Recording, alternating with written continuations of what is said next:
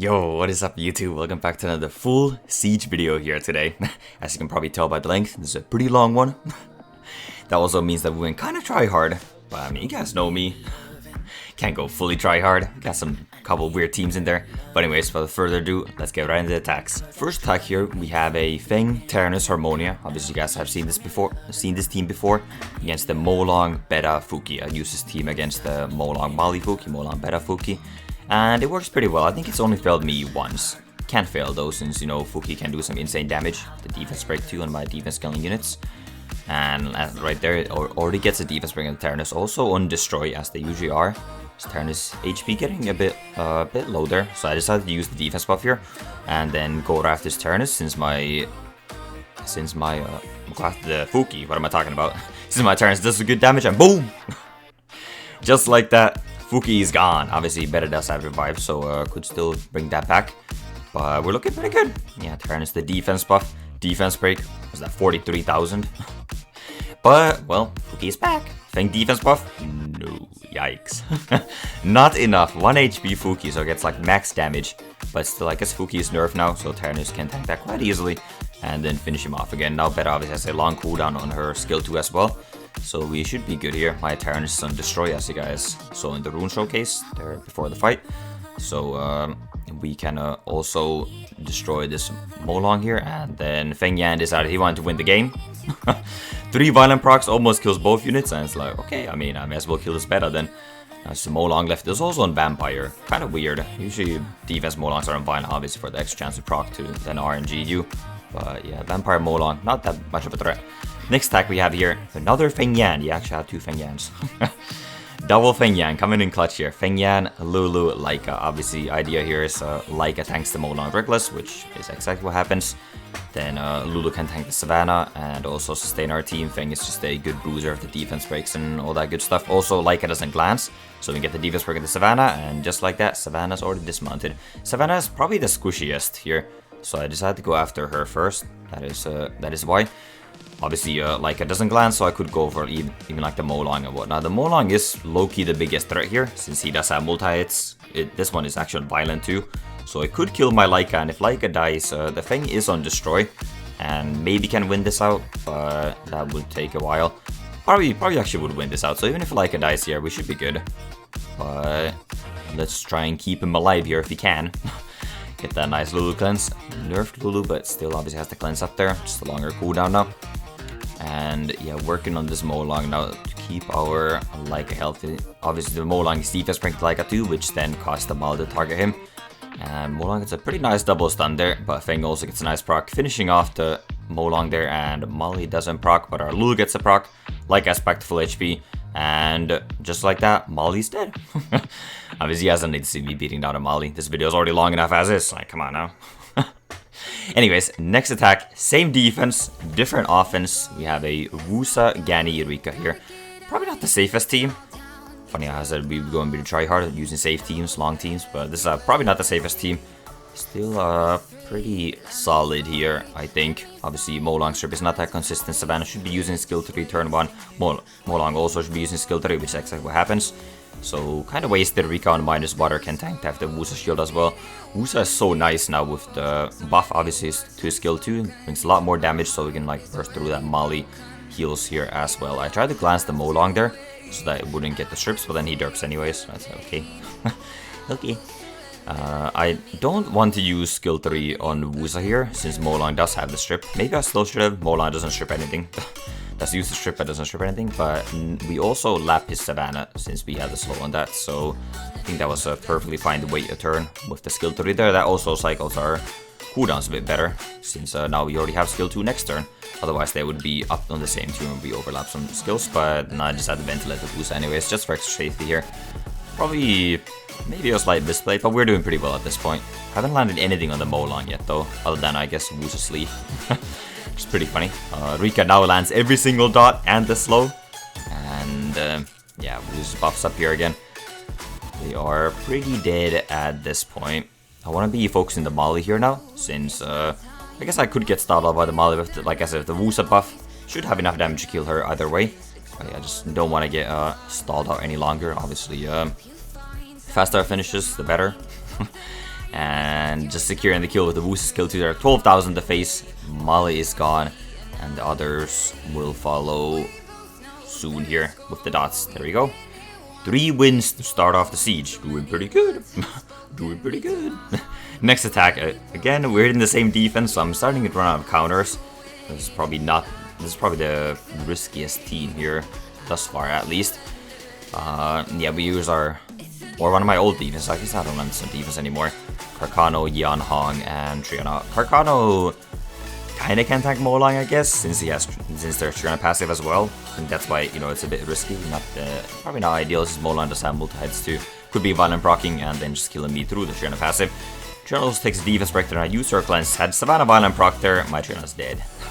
Luckily that's not the case. So Triana survives and Carcano gets a nice violent proc there. Didn't need that proc since Yan Hong had skill 2 and could have killed the Savannah with that.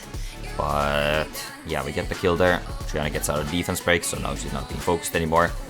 And we should be able to stabilize here soon with the Triana skill 2 now. And yep, I think Yan Hong also has skill 3 here, which is the case. So we're back to full HP on everyone. My Triana is on destroy here, so just poking away at this Molang. Again, luckily he doesn't proc. Had he proc there, maybe possibly I died there. But Yan Hong gets to kill a Molang as his low HP. And then there's just a Molly alive, and Yan Hong for perfect AI on auto, using skill 3 on herself. Anyways, getting the kill and securing the 4th win of the siege. Okay, now we see something we don't usually see on this channel, hitting a 4-star base. I'm not very good at 4-star. I'll admit that, so I usually stick to 5-star bases, but we have a 4-star attack here. So Yen, Chasun, and a Rina. The Yen and Chasun are my Elunia build. So ideally, I think you would have a Destroy Yen here. Since I don't have a defense break, my damage is a bit limited. And Rina tanking a Fuki is a bit questionable, since Fuki obviously doesn't crit. That's like exact counter to Rina. But Rina is like the tankiest water unit I have for under 4-star and below. And then the Miyang's going to be hitting her too, so that should be critting, and then therefore giving me the shield, which is the case here. I think Fuki procs there, does obviously break the shield, doesn't do that much damage. The Fuki is on Destroy, which is another kind of a scary thing here, which is why it would be better if my Yen wasn't Destroy, so I could fight Destroy with Destroy. And because I could get stalled out here if Yen doesn't get enough procs from her passive. I don't have that much damage. I do have attack buff, but that is not really enough. And then there we go, Yen. Double non-crit! What do you mean? Niang survives. I think my Yen is like 70 some crit rate, so it's like 80 or 90 crit rate on this Niang. We finally get the kill. Obviously Beta is there for the revive, so it is not over yet, and the Fuki is the main threat. I don't know if killing Miang was the right play. I was going after the Beta first, since that's obviously the reviver. And since I don't want to be hitting Fuki, giving him extra damage. But then now that I killed the Miang too, there's no one really critting on my Rina. So Rina's not really getting the shields now. And without the shields, she's still tanky, but not nearly as tanky as she should be. Now that the Miang's back, we get another shield. They probably shouldn't have been killing her, but I guess I found it easier to kill her, other than, or compared to like the Beta. I try to go after the Fuki there. If I get one proc on the Yen, I'm obviously on Bio or the passive, either one procs. We can kill the Fuki. Unfortunately, it doesn't happen, so now the Fuki is really low HP. And the Beta does get a violent proc, so Fuki's actually not so low HP anymore. Which is fine by me. Had he been low HP there, my Rina probably would have died. Probably would have died there. Chasun is able to stabilize here. And then Miang critting us again. Beta stripping the shield though. I guess my Rina's not high resistance. That's actually on purpose so that she tanks the defense breaks. In some case, I do want her to take the defense breaks so the focus goes on her. And like if I use like wind units or stuff like that, the water unit defense breaks Rina, then the wind units will focus it. Or if there's like AoE or stuff like that. Anyways, Fuki comes back. Fuki goes down just as fast. Again, putting in some work here. Get on the Miang as well. Another violent proc, or passive proc. I guess we don't know. I'm working on the Beta here. And almost got her down. She's gonna stall us for a bit longer here, but at this point I think we have 2 units down. Beta survives on such a long cooldown when it uses a revive that she cannot keep up, and Yen finishes her off there. Okay, doing pretty well so far. And yeah, you're gonna see me hit this defense a few more times here. Next offense we have here is a Orochi, a Lulu, and Fuki of my own. We saw the Fuki is on Destroy this time, so we have a Destroy mechanic to fight his Destroy. Assuming the Fuki is on Destroy, this is a different defense. I mean, same defense, but by different players, so it could be ruled differently. I decided to go after the Fuki here first. If I get the defense break, my unskilled Fuki. I know, very unlikely. Very unlikely to happen, but it could happen. Then Orochi could probably finish that off right away. So that's what I'm going for here. Again, nope, resisted. So this Sun hit the Miyang, then don't want to bring the Fuki too low. So obviously I take more damage the lower that is. Just have to heal up here, stabilize. Obviously don't want to be healing the Fuki since it's going to be losing out on damage. Can we get it now? Third time's the charm? Nope. Fourth time's the charm? Do I even go for it? I don't remember. Nope, go for the Blade Slaughter instead. And then I don't think I'm killing the Fuki since my accuracy is not that high. So I decided to go on the Miyang. Get all 6 dots on the Miyang. Like, wow. Lulu gets a really nice Violent proc out of the defense break or to cleanse that too. Had she not gotten that, may have died right there. But Miyang does the dots. Fuki is not dead yet. My Fuki just cannot defense break the Fuki, but I guess I'm not skilled up at all. So the chance of that happening is pretty low. We finally get the kill on this Fuki. And Miyang comes back though. Doesn't die there. We missed the dot too. Kind of unfortunate. Getting stalled out here. But at this point, again, we should be good. Better survive on such a long cooldown. And the Fuki is the threat. As long as Fuki isn't up, we should be good. And obviously Fuki plays in the last slot. Better will be reviving the Miyang first. And it will never get the Fuki back up. And we get another win against that defense. But we're not done yet. Another attack on the same defense. Except this time the Fuki's plays the second slot instead of third. I mean, it doesn't make a difference. We have a Barque? A Barque Carbine Lulu. I mean, at this point, you guys are seeing this in the trend, right? This is a pretty free defense. Only needs a water tank and 2 wind DPS. Like, I would have a freaking Barque for this. Like, come on now. I would have paid Barque, and I guess a Carbine too got ruined up for this. So, yeah, this should be pretty safe. You know, Carbine does have pretty good damage. You see right there, almost one-shot of the Miyang. And Barque has a defense break, although he's never landing it since I guess I didn't put enough accuracy on him. But yeah, Lulu on minus wind, tanky build. I mean, I literally just keep switching the runes, so you guys have seen me show the runes every time. But the runes look the same, yeah, because I just keep switching the runes from one Lulu to the next. And yeah, this should be a pretty easy win here, though. It'll take a bit of time since my Barque is actually never gonna land these defense breaks apparently. And even re-runing took quite a long time. Like, that's why this siege is so long. You see the Bizzle in chat asking like, am I available? Yeah, I was ruining this team artifacts for like 15 minutes. Like, damn, this siege definitely took a while. So I mean, at least we are winning. You know, this is the more try-hard side of me, I guess you're seeing here. So far, are we 5-0, 6-0? I think it's my 6th attack, so I think we're 5 and no, this is my 7th attack, isn't it? I think so. Yeah, so we're actually 6-0 right now. Carbine gets a nice crit there. Fuki is out, and again we're at this point where it's a stay better left around the Miyang, but it's not going to be enough. Goodbye Miyang again. And then working the beta. This beta would need like, what is it? I think it goes on a 7-turn cooldown to revive after actually using it as a revive. So yeah, she would need a solid 7 procs for there to be a chance for her to win. So that is not going to happen. I believe violent procs are capped at like 4. So yeah. Get a violent proc there. No crit. Beta still stalling me out here. But fortunately, it doesn't take too much longer here, I don't think. Probably should have cut this out, but but yeah, you guys can suffer with me here. This is my siege experience, and Miyang coming back, better getting a couple of violent procs. Finally get he hits my carbine, glances it. We get the kill on the beta. Miyang still stalling me out. Like, come on, stop with the stalling. Finally dead. Okay.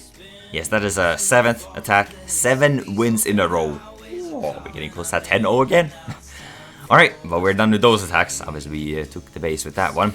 And next attack we have here is in a Molong, Red, Molly, and Savannah. So I decided to use my go-to offense. Kind of a questionable offense. Don't probably see many people using this, but I don't know how, but it is so consistent. It has never failed me. And with how OP Clara was this fight too, doesn't look like it's gonna fail me this time either. So they're landing our bombs as well. Savannah's almost dead already. You get silence on other units, so if the violent proc can't use any skills. Savannah already dead. And yeah, we're looking very good here. At this point, I was actually on the Discord with the guys. So you guys will see in the guild chat soon here. I think Bizzle was saying that he wins, yeah. Yeah, I win. I was on Discord at this point. The boys asking about counters, since it's actually a really close siege, as you guys will see the map at the end. They did my attacks, which is also why I did go a bit more try hard here. But yeah, we get the win there. So 8 wins in a row already. Okay. And then if we get the last attack there, we actually win the siege. And Igor did get that, so we actually didn't win the siege. So these last 2 attacks are a free-for-all. So I looked for some cool defenses, like what is this? Thumbnail defense right here. Double Panda Riley. And my Molong does have damage on the dark. I was like, can I kill this Miying? Miying is a threat here, right? I probably should hit the Miying right there, actually. Wait, had I hit the Miying? Okay, spoiler alert. I'm still thinking, can I kill this Miying? Molong damage dealt in dark? I didn't want to calculate it, like, is it enough? I was too lazy, since I guess we did win the siege at this point. I go for it. Oh, 1 HP. I actually realized, just now that watching this back, had I hit the Miying with the Amelia, violent proc, I think it would have killed it. It would have killed it, no? That things are literally 1 HP. So I decided to save the skill 3 here to get the heal on the Molong later. This is going to be taking beanies, this Diva's broken. Try and steal the attack bar from being steal nothing. Molong now Diva's broken. Takes more than half of this HP as damage, but that's why we had the Bulwark heal here.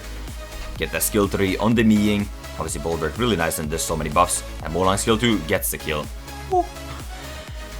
Gets the kill. That was definitely scary though, being started 1 HP. But at this point, you guys can see the Tianlang is on Despair. It's stunning my Panda almost every single turn, except now that I say that it didn't stun it this turn.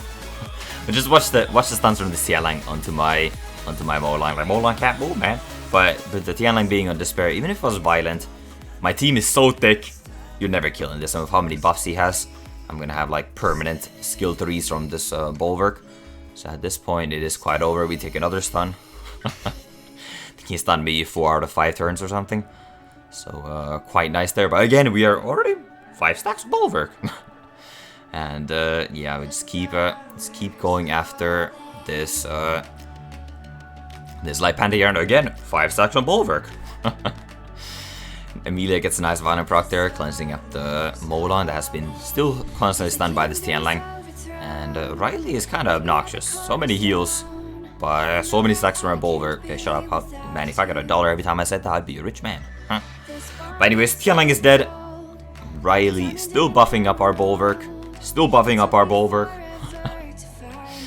And probably could have actually used the skill 3 right there, right? 30% plus then the Molong would have killed. But I guess we'll play it safe this time. Maybe this thing's on minus water. Don't want to have another case of 1 HP and then being stuck here for any longer. Let's wait for the 5 stacks. Use the 5 stacks and Molong. Nope. Goodbye, Riley. 9-0. Can we clutch with 10-0 or will I choke? Obviously at this point is a free-for-all, so I guess I'm not trying as hard. So last attack we have here is against another 4-star base. It's with a Commune Windy Rina. I'm out of Lulu's at this point. I think Lulu would be way better here than Rina. But I decided to use Rina. My guilds in Discord were saying that it would work. Say a bit sketchy, obviously. Maybe Carcana was also better than Commune, something we're contemplating. And yeah, Rina obviously doesn't have nearly as many heals as the Lulu or any cleanse. So the Clara is going to be the first target here because of that. I just tried to get a slow on the Fuki, which does land. Very nice. And then going right to work on this Clara, since obviously those stuns are kind of scary. No slow on the Clara, unfortunately. Windy can tank the Carcano for quite some time. But since I don't have that many heals with the Rina, I am kind of in a timer here. And obviously Rina not being able to tank the Fuki that crazily, since there's no water units giving the Rina any shields there. We're almost done with this Clara though, but our team is almost dead as well. I get a heal from the Rina there. Clara goes down, so we're looking pretty good. Looking pretty good. The Rina gets quite low there. Takes the Divas perk from the Fuki as well. Fuki getting low HP here as well, so starting to hit pretty hard. That's why I decided to go after the Fuki here, since Carcano's in stance as well. We're still hanging on. However, Rina is out of the shield and Fuki kills that. Gets a violent proc, almost killing our Windy as well. And now it's kind of a yikes. Kamoon does kill the Fuki, but Carcano gets a violent proc there. Kills our Windy. 1v1. Kamoon, Carcano, who wins? Kamoon gets a violent proc, it's a grit. Carcano, however, going to the stance. Now we're going to be glancing. We should be able to survive this. And we can. But you violent procs! Back into the stance. And no, we're dead. No 10-0. Had the Carcano not violent proc, maybe skill 2 could have crit with the Kamoon and killed it. Unfortunately, we choke. We choked the 10-0. 9-1. But we, at this point in the siege, I was literally the last attack. So everyone's out of attacks. So you can see very, very close siege that was. But we are able to clutch up there, even with losing the last attack. And bring home the bacon. Get the win for the team. But yeah. That is it for the siege. This was a longer siege for sure. I was using those save teams, taking longer. But let me know if you guys enjoyed the video by dropping a like on it, leaving a comment, and subscribing to the channel. But until next time, I'll see you guys later. Bye.